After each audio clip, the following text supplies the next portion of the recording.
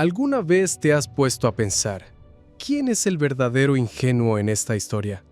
¿Marvel, por fingir que mató a Spider-Man? ¿O yo, por haberme creído el cuento? Pues sí, pero el hecho es que en esta trama, Spider-Man de verdad se convierte en un dios, y eso nos lleva a un final que promete ponerse bastante interesante. Esta historia continúa la saga de las 8 muertes de Spider-Man, y como vimos en el video anterior, parecía que él estaba realmente muerto, y técnicamente lo estaba. Oficialmente, en los cómics de Marvel, Spider-Man murió, pero ahora descubrimos que había mucho más detrás de todo. Lo que parecía ser solo un trato entre Cyttorak y Doctor Strange, en realidad era algo mucho más profundo. Cyttorak quería invadir la Tierra. Doctor Strange obviamente no iba a permitirlo, así que la apuesta fue sencilla. Una vez al año, Strange se enfrentaría a los hijos de Cyttorak. Si alguno lograba matarlo, la Tierra estaría perdida y Cyttorak tendría pase libre al universo principal de Marvel. Como todo el mundo sabe, eso nunca pasó. Y luego descubrimos que esa apuesta no era solo por la invasión. Cyttorak en realidad funcionaba como una especie de barrera contra la plaga. Igual que en cierto momento Galactus fue el guardián que mantenía a Abraxas encerrado. Si Galactus moría, Abraxas quedaría libre para desatar el caos en todo el multiverso. Lo mismo pasaba con Cyttorak. Si el campeón perdía, no solo sería una invasión, sería abrir de par en par la puerta para la llegada de la plaga. La plaga es algo nuevo en Marvel, revelado apenas en la edición anterior. Es una fuerza multiversal de energía negativa, incluso la llaman la podredumbre del alma, que corrompe a cualquier ser, convirtiéndolo en una versión retorcida y maligna de sí mismo. Y todo esto fue posible por culpa de Calix, uno de los hijos de Cyttorak. Calix siempre fue el hijo rebelde, sintiendo que su padre nunca le dio la atención o el respeto que merecía. En su afán de demostrar su valor, terminó abriendo el camino para el desastre y al final fue él mismo quien acabó infectado por la plaga. Cyttorak no estaba ahí por casualidad. Observaba todo y aprovechó el momento para regañar a Victor Von Doom. La acusación fue directa. Doom estaba actuando como un adolescente, queriendo todos los beneficios del poder, pero sin la responsabilidad que venía con él. Cuando Doom aceptó el título de hechicero supremo y todo el poder que eso implicaba, también asumió la obligación de mantener el equilibrio entre dimensiones, evitando que una invadiera a la otra. Si dos mundos entraban en guerra, las consecuencias inevitablemente llegarían a la Tierra. Eso incluía el pacto con Cyttorak. Doom lo sabía. Era su responsabilidad enfrentarse a los hijos de Cyttorak e impedir cualquier amenaza. Pero eligió el camino fácil, y simplemente le pasó la misión a Spider-Man, arrojándolo a un desafío imposible de comprender. Stephen Strange intentó guiar a Peter lo mejor que pudo, pero no había forma de prepararlo para todo. Strange conocía el estilo de lucha de esos campeones, pero cada combate contra alguien nuevo cambiaba tácticas y estrategias. Todo lo que podía decir era, este enemigo probablemente va a actuar así, pero ni eso era seguro.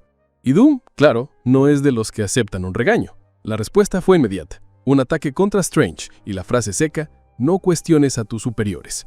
La escena cambia y vemos a Syra, Cyttorak, Calix, Spider-Man y Phil Coulson. Coulson recuerda, Cyttorak permaneció en su trono, inquebrantable. Su hermano deseaba un poder que jamás tendría. El juego del pacto comenzó como tantas otras veces antes. Y él continúa, y a ti no te importaba, hasta que empezó a importarte. Syra responde, hasta que Spider-Man soportó la muerte que yo le mostré. Pero Coulson lo corrige. Equivocado, pero casi. Él no cargó con las muertes, él cargó con las vidas. Ahí es cuando ella lo entiende. Y Coulson remata.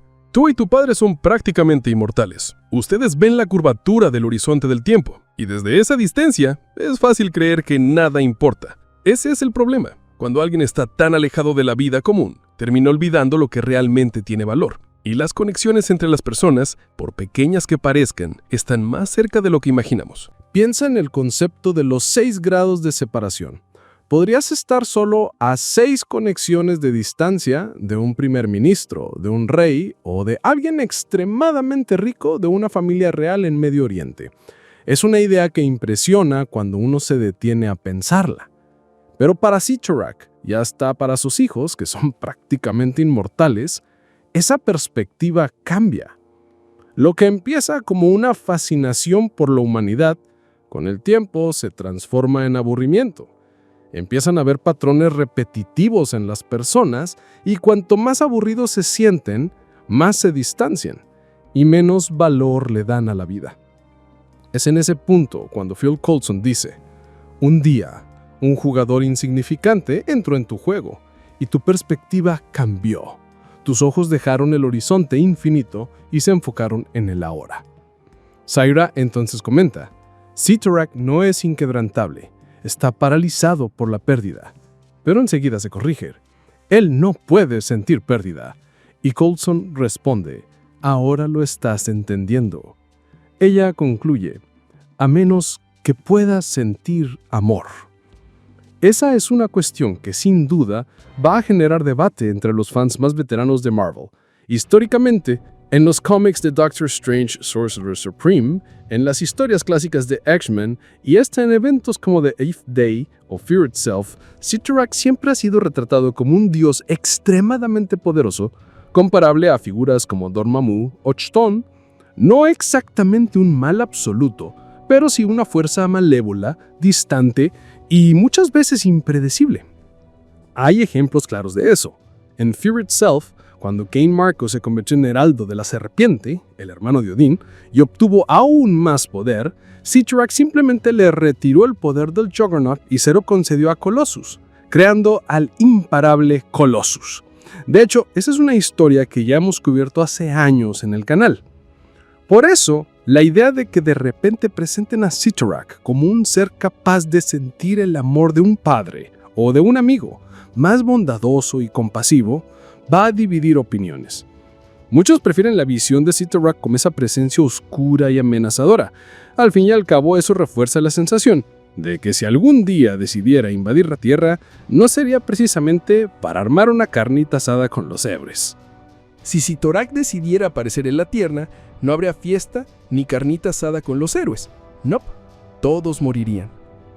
Y es justamente esa amenaza la que hace que el personaje sea tan interesante y que cada aparición suya tenga un peso enorme. Pero al final, todo depende de cómo cada quien interprete este cambio de tono. Phil Coulson se lo deja claro a Saira. Eso es lo que tu padre está sintiendo. Es lo que tú también estás sintiendo. Y Spider-Man es la razón. Pero no se trataba solo de valorar la vida, sino de entender lo que significa vivir plenamente y estar dispuesto a sacrificarse por el bien de otros. Esa percepción cambia a Saira por completo.